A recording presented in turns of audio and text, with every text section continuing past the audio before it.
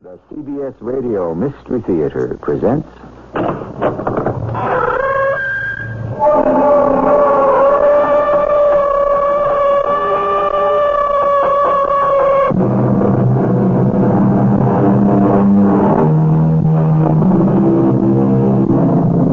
Come in. Welcome. I'm E.G. Marshall. What beckoning ghost along the moonlight shade invites my steps and points to yonder glade? Evidently, Mr. Alexander Pope sees his ghosts at night in a garden. However, each of us has his own private ghost, and every now and then it beckons us. To what unknown place shall your ghost summon you? Bobby? Bobby, is that you? Yes. My name could be Bobby. It sounds familiar. It is. Your name is Bobby. Who are you? I'm Joe. Joe. That sounds familiar, too. Now, look, Bobby. Where are we? Where are we? We're here. Yeah, but where is here? I don't know. Are we dead? I don't know how to answer that.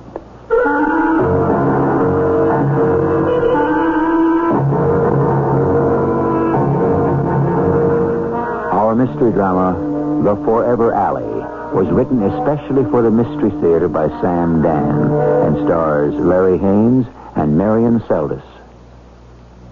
It is sponsored in part by ARM, Allergy Relief Medicine. I'll be back shortly with Act One.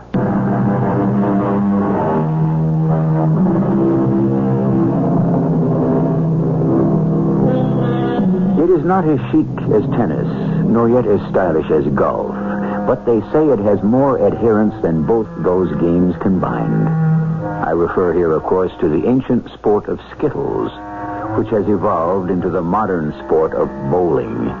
Who can fail to be fascinated by the heavy ball as it careens swiftly down the glassy, smooth, and gleaming wooden lane and smashes into the head pin, just a trifle off-center, and in the blink of an eye, none are standing. All 10 are lying on their sides, some still spinning from the violence at impact. Well, bowling, as you know, is a sport. And like all such pastimes, there are those who can take it and those who can leave it alone. Then there are those to whom it's a religion. Please sit down, Lieutenant Mulvaney. Okay. Now then. Hold it, Doc. Now, before we go into now then, can we go over the ground rules? The ground rule. Well, you're the official psychiatrist. You're working for the police department. I'm paid by the department. I'm working for you. For me. Well, now just suppose, after we go round and round a little bit with this thing, you should come to the conclusion that I'm nuts. Do you report that? That's a very complicated question. All I want is a simple answer. I understand your problem, but I'm a doctor. I have an obligation to my patient. But as a public official, I have an equally important duty. Perhaps it might be best if you consulted a private psychiatrist. I did. Oh? But I can't afford it anymore. I've already been there 10 times. We still haven't got past what happened to me when I was 5 years old. But sometimes it's vital. Now, to look, return Doc, to what's the early- bothering me right now has nothing to do with what happened when I was 5. Can you be sure of that? Yes, Doc, I'm sure. What's your departmental assignment? Missing persons. Is the problem, as far as you know, job-related? Oh, yes. Yes, but it's also personal. You see, I'm trying to find a man who's reported missing. He's also my brother-in-law, my sister's husband. Yes. And he's been gone a month. Well, have you been able to make any progress at all? Now, this is where it gets difficult. Why? Well, you see, the fact is, I know where he is.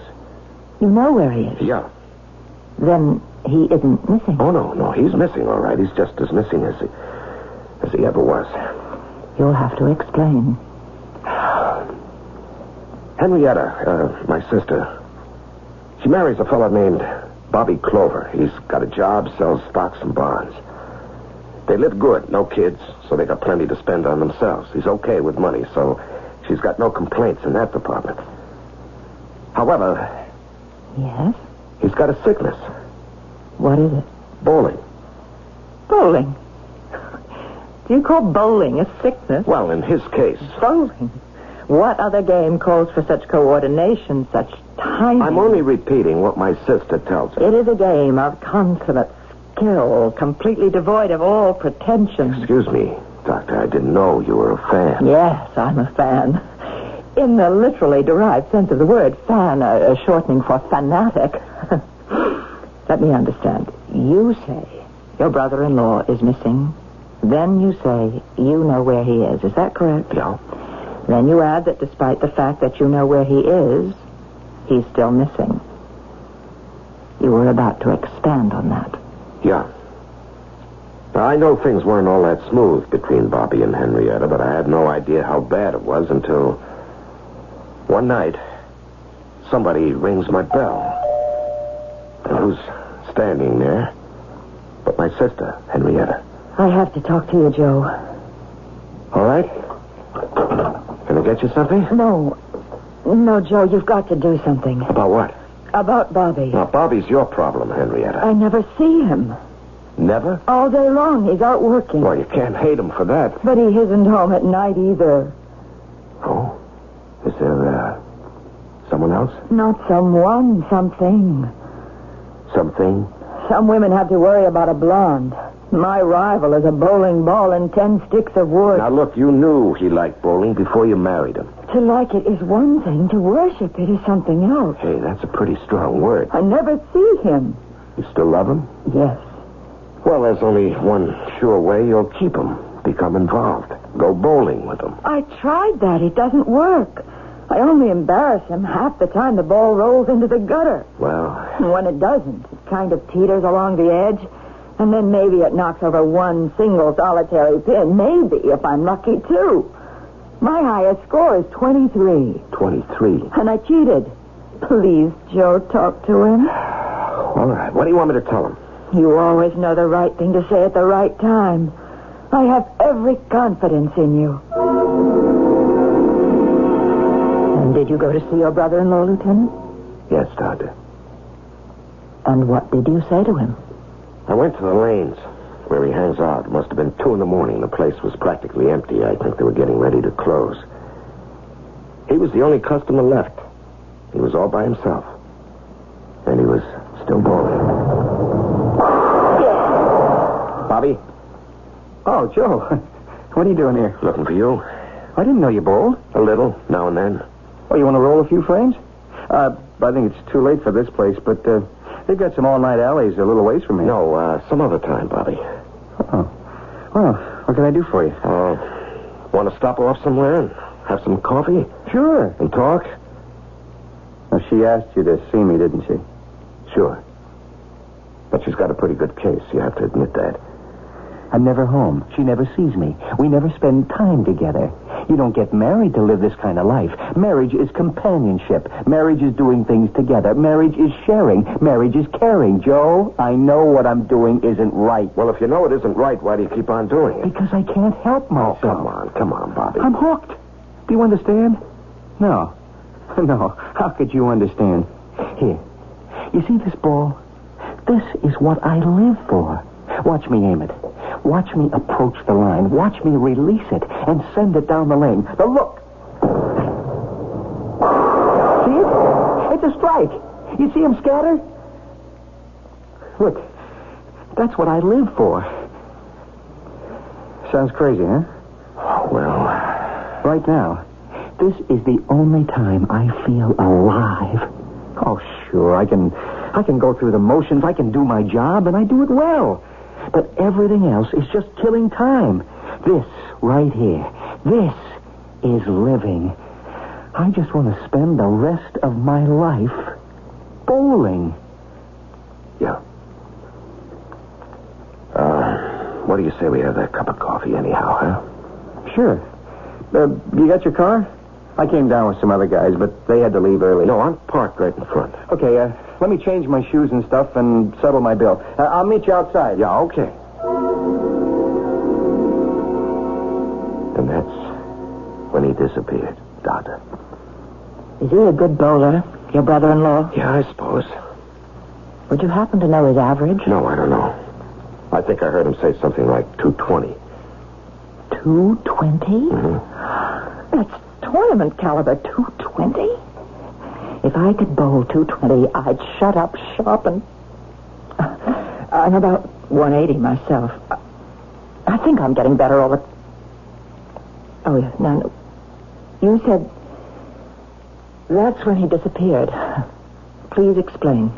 Well, all he was going to do, as I said, was change his shoes, pay his bill, and meet me in the car. How long does that take? It doesn't take me more than 3 minutes. Yeah, sure. So, I go out the door, get into the car, even start up the motor.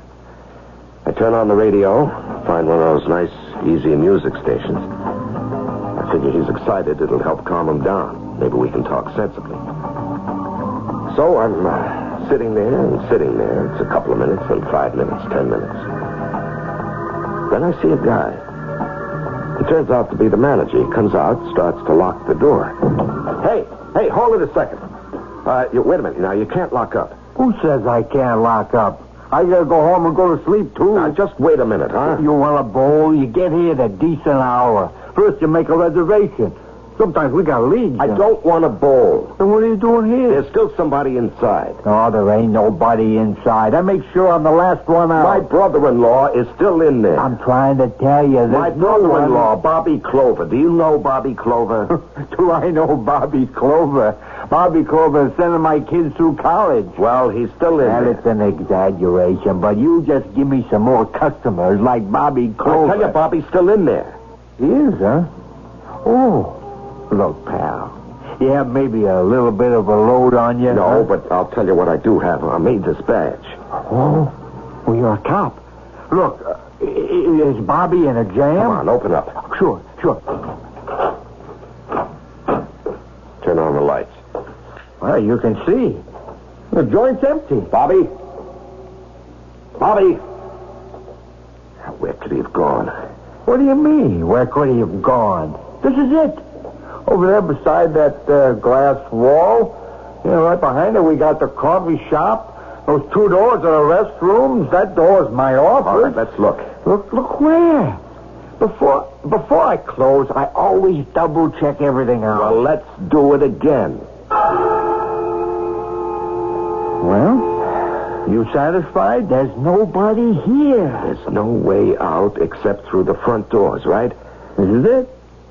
Yeah, wait a minute. I remember he said to me, I'll change shoes and settle up. Wait for me in the car.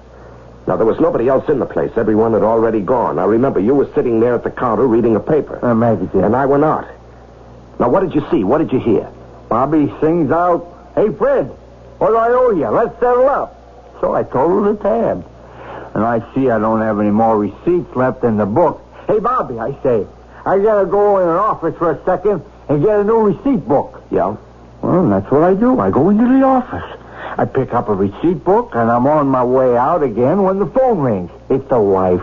"Hey, Fred," she says, "bring me home a quart of chocolate ice cream." And I says, "Hey, Ruthie, how you gonna lose weight, huh?" How long were you on the phone? With Ruthie? That's my wife. It's 1, 2, 3, hello and goodbye. How long would you estimate? 30 seconds, maybe 45 seconds, a minute top. All right. And then? Well, then I pick up the receipt book and come out, and he's gone.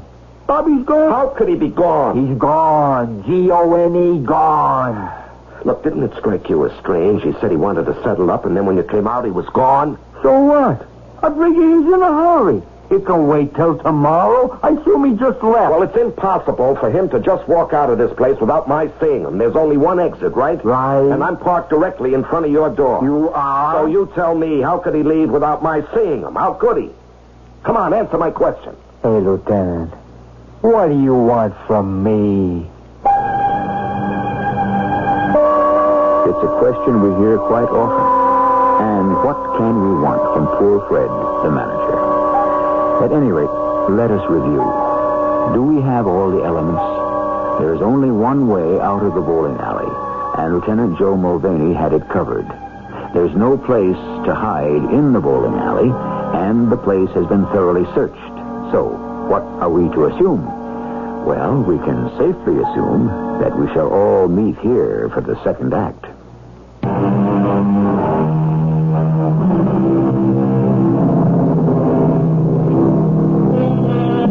Raise the stone, and ye shall find me. Cleave the wood, and there I am. Yes, if only it were that simple. Bobby Clover was sitting in a large, bright bowling alley, and suddenly, mysteriously, unaccountably, he just disappeared. There is absolutely no place to hide. And even if there were, there's no way he could get there without being seen. What's to be done? Right now, all we can do is support that arm of our local police department that's concerned with it. Lieutenant Mulvaney, a man cannot simply vanish into thin air. Oh, come on, Doctor. You have to do better than that. A man obviously did. I'm not a police detective, but Yeah. it would seem to me that somehow the man, this brother-in-law of yours, was able to make his way out of the building undetected. Now, Doctor, I explained to you there was only one exit, and I was watching it. A rear window? All the windows were locked from the inside. The cellar? There is no cellar, no basement. The place rests on a concrete slab. The room for utilities, the heat, the air conditioning? All that is in a metal shed attached to the outside of the building. Very well, Lieutenant. Then there must be some secret door or panel or passageway. No. We played that game, too. I got guys in from loft and burglary. You couldn't hide a mouse in the floor, the walls, the ceiling. These guys would spot it. No, they checked out every square, or I ought to say every cubic inch of the premises. But suppose... I'm not trying to do your work for you, but suppose the manager, Fred, suppose he had wanted to murder your brother-in-law. No, homicide's already been there. First, he would need a motive, and they couldn't find one. Besides, why would Fred kill his best customer? We are exploring possibilities. Sure, we're also clutching at straws, Doctor, but go on with it. Now, say Fred killed him. How did Fred dispose of the body? Huh? Now, Bobby Clover is 6 feet tall, weighs 190. What do you do with him? There's no place to hide him, no way to make him disappear. I mean, you might think of ways to reduce Bobby's body to nothing, but they'd all require two things. A, Fred did not have time, and B, various kinds of equipment. Then there can be only one explanation. Yes, Doctor? He walked through the door. You failed to see him. All right, just for the sake of argument, we'll say that's possible. Where could he go? He was 10 miles from home. He didn't have a car. That's what he told you, but he may have had one parked nearby. Now, why? Why would he do Perhaps that? he felt he had to disappear. All right, once again, why?